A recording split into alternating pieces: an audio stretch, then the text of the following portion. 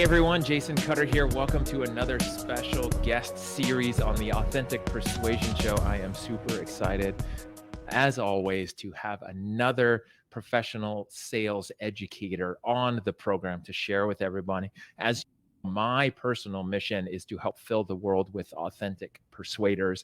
The focus and goal of this show is to help you as a sales professional, as a leader, as a business owner, to close more deals and make more money and do it in a way that's authentic for you and is of service to other people and is actually doing things the way that those potential buyers, your customers, want and what they're looking for most. So hopefully you realize that if you're listening to this, you're here for a reason and there will be some value, because I know this is going to be a fun one. My guest today is Dr. Riley Dugan from the University of Dayton. And in his words, he is an associate professor and chairperson of the Management and Marketing Department at the University of Dayton, where he teaches classes on sales negotiations and value analysis of major sales engagements. He is also, and this is fascinating, a past winner of the American Marketing Association Sales SIG Excellence in Teaching Award, and routinely publishes articles in the Journal of Personal Selling and Sales Management. So he's on the publishing side and the research side. That's not necessarily the opposite of me, but pretty far from me. So I can't wait for this. Dr. Riley, welcome to the Authentic Persuasion Show. Thank you so much for having me. It's my pleasure being here. So let's take it back, which I think is always a fun place, because you're doing research and you're publishing things on sales. A lot of the stuff that I read was more marketing related. How did you get started in a sales type role?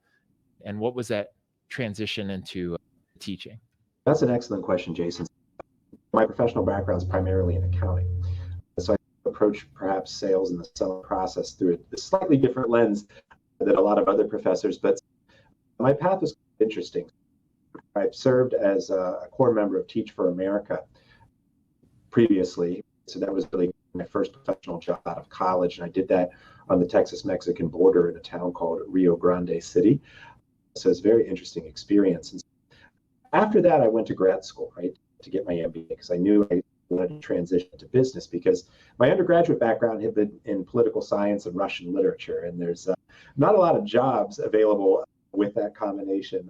I figured I'd have to do something to make some money. I went back and I got my MBA. And while that was happening, a very big sort of economic event was also concurrently happening in the country, and that was the Great Recession, right? I graduated with my MBA in December of 2007. The job prospects at that point were fairly slim for a lot of people. And I remember talking to my sister, my older sister, who's an informal mentor for me in many ways, and who's also a business professor, just asking me for advice. I'm like, oh, the economy sucks right now.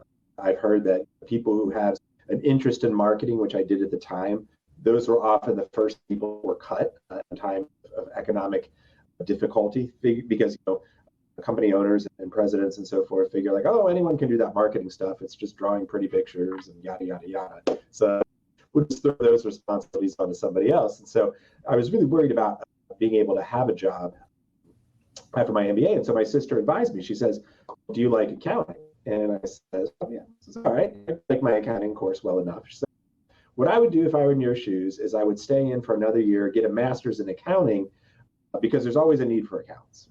Because a lot of the responsibilities of accountants, particularly on the audit side, which is what I did, are mandated by the SEC. In 2008, I started at a large accounting firm in Denver, Colorado, after getting my master's in accounting. And I was always interested in marketing, right? But I went toward accounting because, I was interested in it, but also just strictly for the job opportunities, right? And I worked there for a little while, a couple of years, but while I was doing it, I had a couple of realizations. One, that I didn't want to be an accountant forever. I kind of wanted to get out of it as quickly as possible, because being an auditor, as I was at public companies and private companies as well too, is not the most pleasant experience, because no one wants to see you there, right? So you're always the worst news of the day for all your clients. The hours, particularly during busy season, are not something I would foist on my worst enemy.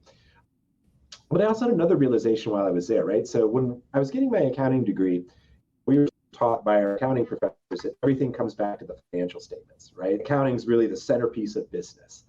And in some respects, that's true. But what I quickly realized is if you didn't have salespeople out selling the business, accountants aren't going to have anything to count because there's no money. And if there's no money, no one has a job. And salespeople are on the front line of generating that revenue for the firm. And so we, as a firm, during that time, were struggling in attracting new clients just because with an audit, it's a commodity product, right? No one wants one, but they get one because they have to, either because they're a publicly traded company or because their bank, as part of one of their debt covenants that you might have if you have a loan with a bank, stipulates that you have to have an audit.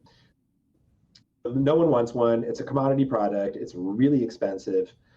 So it's really hard to sell something like that, right? And so we were having challenges, but I realized that we were having people who rose through the ranks as accountants be the primary salespeople, right? So the partners of the firm who were trained as accountants were now transitioning into sales. And they're two very different roles, right? There's that old joke, how can you tell an extroverted accountant? He looks at your shoes when he's talking to you, right? So you had people like that who were selling business who weren't really trained to do. And so I'm like, maybe it doesn't all go back to the financial statements and therefore accounting, but maybe it all starts with the selling process of sales. So while I was out there in Denver, I decided I was going to go back and get my PhD, right? I had toyed with the idea of getting a PhD. And so I returned to Cincinnati, where I'm from, and I started my PhD program at the University of Cincinnati. And, it's interesting because as educators, we always tell our students to go to where the jobs were, right? And so I'm figuring maybe I should take my own advice, right? Maybe I should position myself as an academic where the jobs are, where schools need professors, right? So at the University of Cincinnati, they really specialize in consumer behavior. So looking at marketing through the lens of what does the consumer think of this product? What does the consumer think of this packaging and so forth? And there's not nearly as many jobs in that area as there is in B2B professional selling. And so schools were finally waking up to that reality and saying, maybe we need to hire some people who can teach this because all our marketing students are getting jobs in this after graduation. And even many of our students who aren't marketing students are getting their first job in B2B selling. Crazy thought, right? So I'm like, maybe I position myself as a sales scholar because that's where it seems the jobs are. And I did so and was hired at the University of Dayton in 2014. And 9 years later, I'm here today. I just started as department head in January. So it's been a good ride so far and one that's been very fruitful.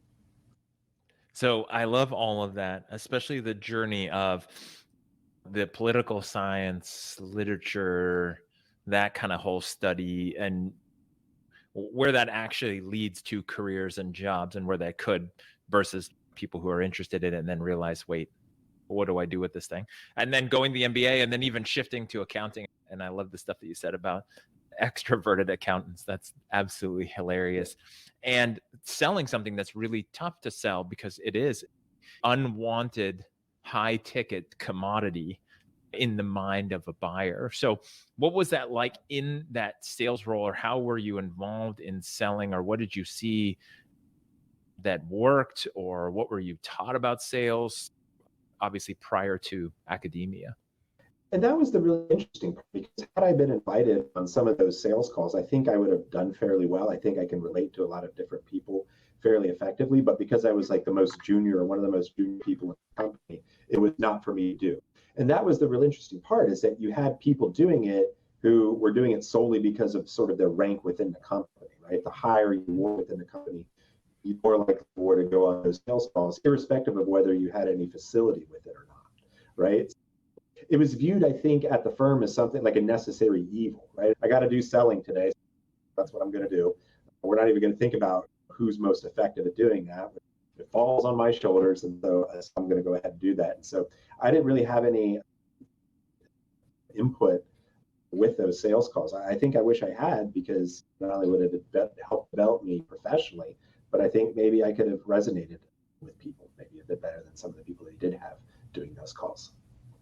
Okay, so then let's fast forward, because you're not involved with sales. You're doing a bunch of things around sales, or seeing that sales is actually the first valuable engine for the business, right? Because it's generating. And I'm not a sales first, pro sales only type of person where, I don't think sales is like the golden child, like it's the god within an organization because it's the beginning. The customer doesn't care about your departments. They want what they want. And then you have to do the thing, right? So I think all departments are important, but obviously it starts with sales. So then you get into academia and you're like, these programs don't have a sales program and marketing people. And there's tons of stats showing like all these people that go into sales anyway, no matter what their degree is, at least that's where they start, even if they're going to ultimately end up in a marketing role. And so how do you go about getting yourself ready or teaching yourself sales so that you can then teach sales, if that makes sense? I think this sort of alludes to the title of this podcast, and that's authentic persuasion, right? Because if you've read Daniel Pink's book, To Sell is Human, what he realized is that everybody's in sales, irrespective of what it is you do for a living, because the hallmark of selling is persuasion, right? If I'm spending my weekend with my wife and we're deciding where we're going to go out to eat, and she wants Thai food and I want Mexican food, that's a persuasion process, right? We want our children to clean up the room before looking on the phone or watching a movie. That's a persuasion process. And so really persuasion is at the heart of everything that we do. And I think selling is a formalized version of that. While I don't have any specific professional selling experience, I do think that I manifest many of those same skills every day in my career. Teaching is a selling process, right? Is a persuasion process. I have to compete with a lot of other distractions for students' attention. I have to justify the value of my courses to these students and why it's useful for them as they go out into the workforce. And it's something that we do every day.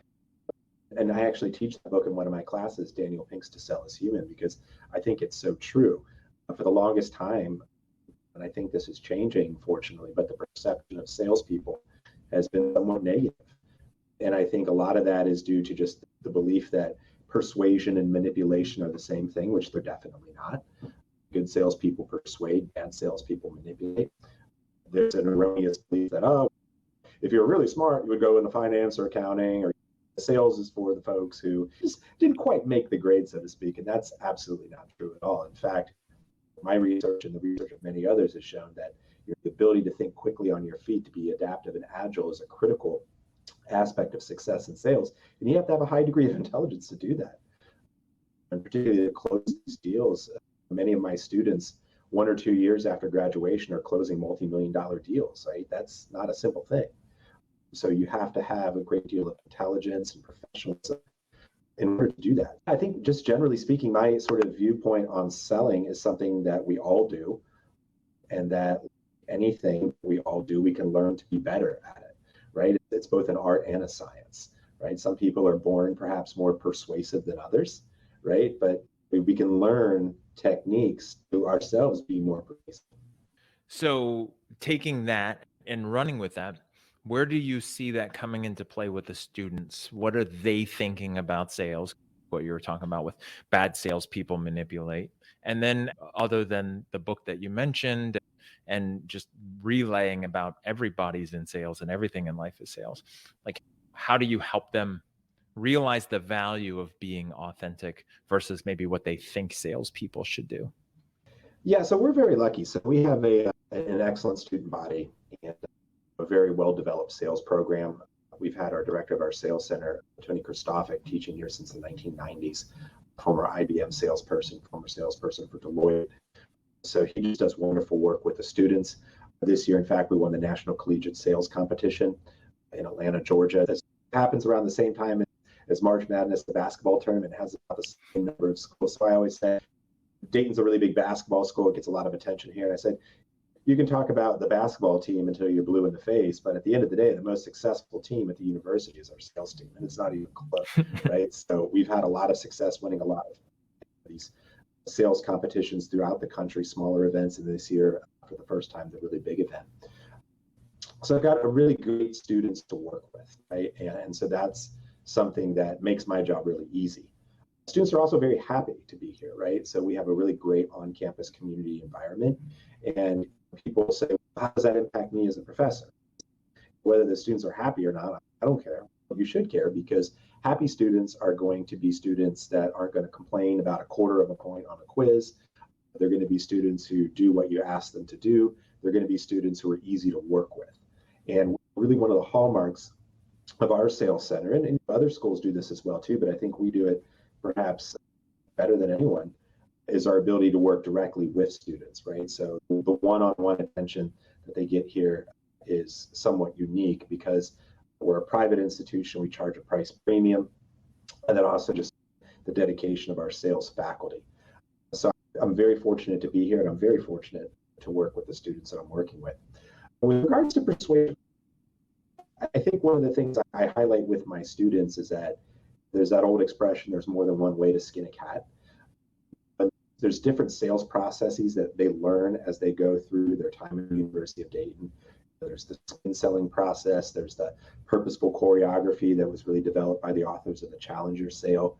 So I teach them that perspective. But in doing so, one of the things I highlight is that there's multiple ways to have success, right? But the key is to be yourself. Do something that you're comfortable with, but then also make sure that at the end of the day, that whatever it is you're doing, you're providing value, because that's the most critical aspect. In the value analysis of major sales engagement course that I teach, with my sort of accounting finance background, I have students make arguments to buyers in quantifiable ways, right? The buyer can see the actual financial value of what it is you're selling, right? Not all buyers speak that language.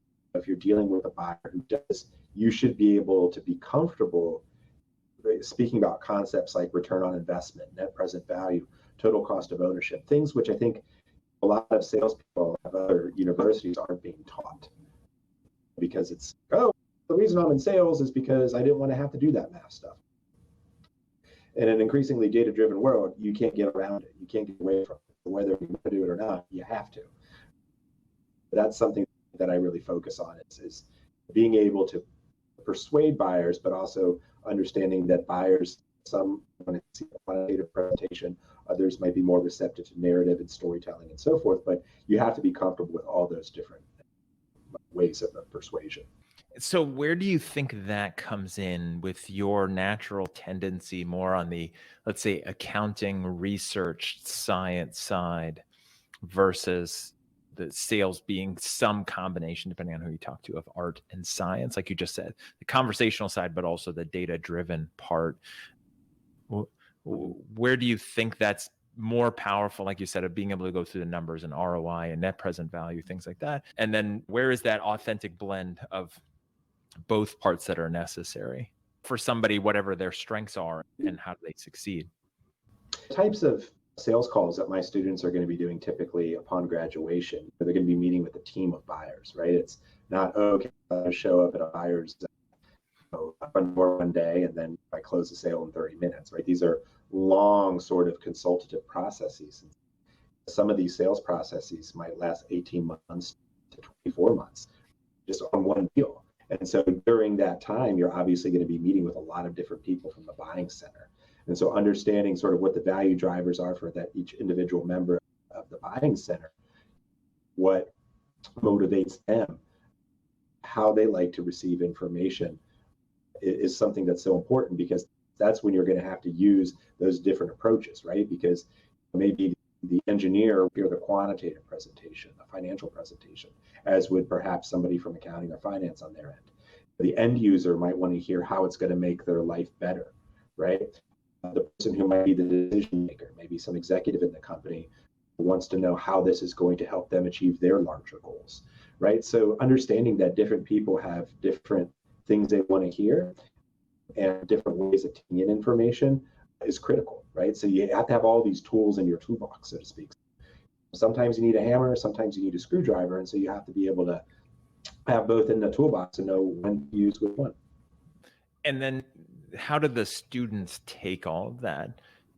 Are they excited by that? I'm assuming and or guessing, versus maybe what they think they have to do to be successful in sales. Where do you have that intersection of the students who are like, yeah, I'm here because I'm not good in math and I don't want to do the other things. I just want to show up and talk to people? What do you see from your side? That's a good question. On the first day of class, I give students a simple exercise, right? So I print off a fourth grade math worksheet, and it'll have 9 times 8, fill in the right answer, 16 divided by 4, 15 plus 4, right? And I say, okay, I'm going to give you guys 10 minutes to complete this, so go ahead and do. And the students blow right through it. And at the time that they're doing it, they're not really understanding why I'm having them do something that's seemingly so pedestrian. And I tell them, look, if you can do the 4 basic mathematical operations of addition, subtraction, multiplication, and division, you can do all the math that you need for this course. You can do all the math that you need to speak in a compelling way about ROI and total cost of ownership. Now, the numbers are going to be a lot bigger, right? So you won't be able to do it in your head, but you can use Excel to do that for you, right? You can use tools to do that for you. But if you know what you need to do and know the basic process, you're going to be fine. So a lot of it's math anxiety, and I actually wrote an article about this, and that's different from not having the ability. Math anxiety is the perceived belief that I just can't do it. If you have a mindset going in, you're probably going to be right. I think Henry Ford has that famous quote, whether you believe you can or you can't, you're probably right. If you believe you can't do it, you probably won't be able to. But if you have the self-confidence and self-efficacy to know that, hey, actually, I can do this, right? And if you have that mindset, then you're going to be fine. I love it.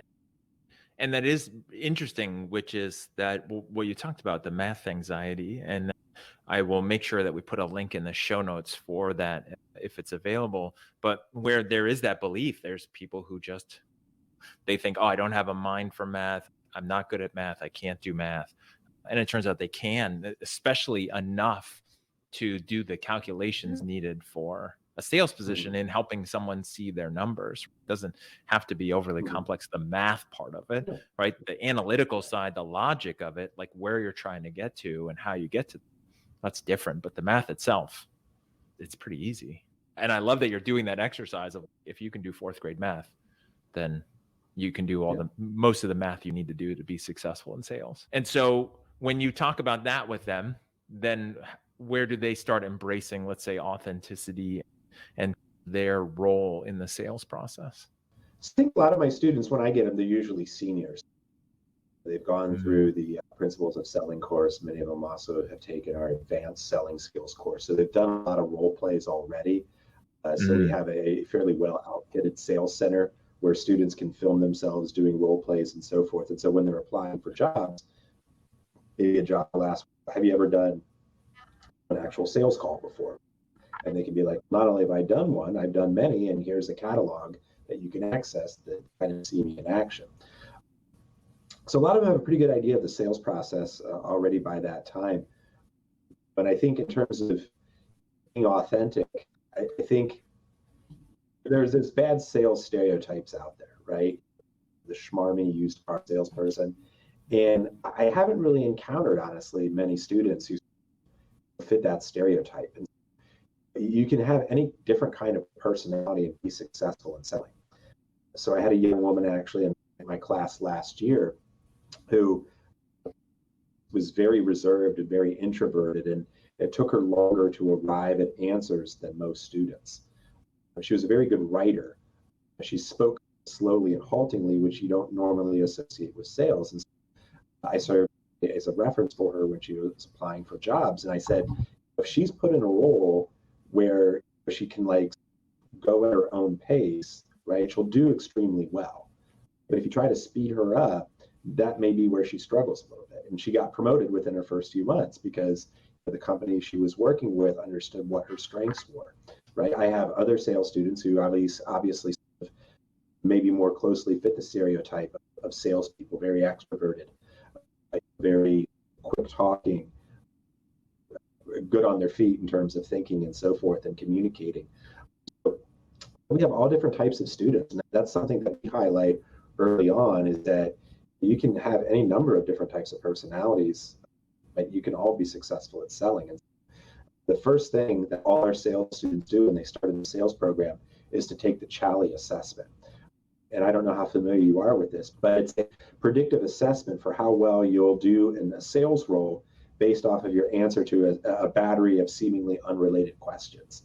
And And what it does too, which I think is very valuable, is it says you might be really good at an inside selling role, but maybe not as good at an outside hunter type role. So it says, based off of your responses to these questions, this might be the type of role that you're best suited for.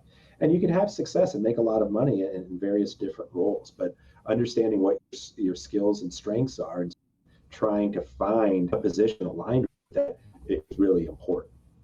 I love it. And I think that's a perfect place for us to end this first part on the authenticity and this conversation. I love that because I think a lot of it is the strengths. A lot of it is understanding what you're good at, what you can work on that it would help you and be extra valuable, right? Not just about fixing your weaknesses, but just enhancing your strengths and filling in those gaps.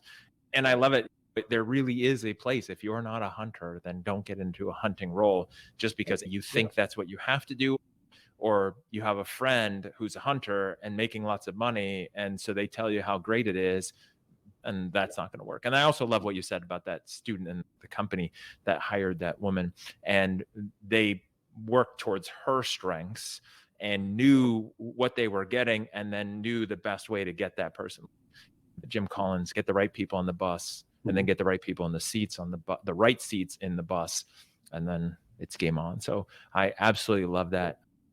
Dr. Riley, for people who want to follow up with you, want to chat with you more, get in touch, the links will be in the show notes, but you're on LinkedIn and they can find you on there, Riley Dugan. They search for it. Again, the links will be in the show notes. And also the University of Dayton program. It starts with udayton.edu. I won't read the rest of it on there. Again, the link will be in there. You can also Google the management and marketing program and Riley Dugan.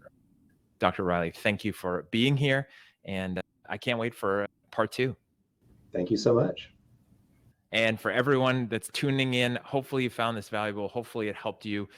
I've heard the word schmarmy a few times and literally looking it up while recording this because I thought it was like a joke word people throwing out there, but it's the legit description of what it feels like to deal with someone who's insincere. And obviously that's why I do the show. That's why I have people like Dr. Riley on here to share what he's doing with the programs out there that change the future of sales. So thank you for being here. And as always, thank you for filling the world with authentic persuaders.